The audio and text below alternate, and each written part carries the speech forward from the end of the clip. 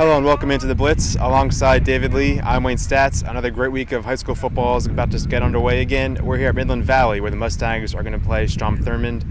But before we get to that, there's some big games in Georgia this week in the Columbia County side. Lakeside's visiting Evans. Lakeside with a big win last week over Jones County.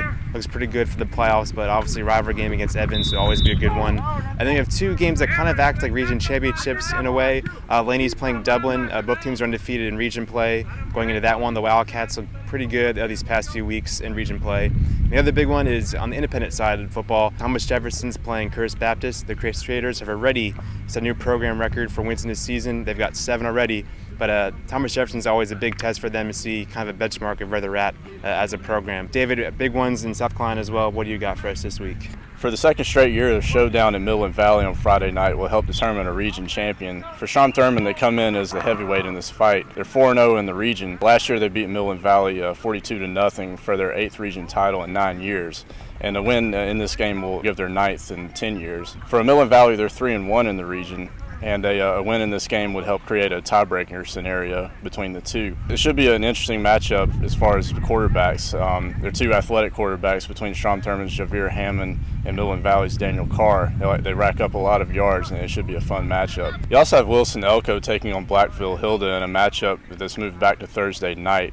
Wilson Elko's in a similar spot. They're looking to wrap things up in the region. They're currently 5-0.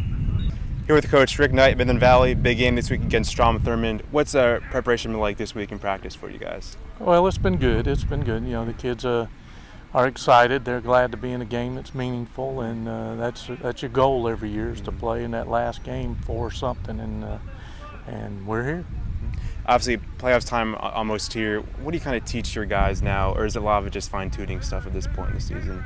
Well, you're still preparing every week. Every team we play is different, but this is kind of like a first-round playoff game. I mean, Strom Thurmond's one of the top caliber teams in the state, and that's what we're going to see from here on out.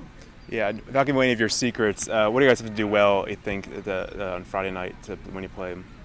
Well, to be successful, we're going to have to do what we've been doing on offense, and throw the ball to Cameron and get some yards out of Dre and spread it around a little bit. We're going to have to get some sustained drives, and we're going to have to play defense. We're getting a little better at it. We just got to play 4 quarters.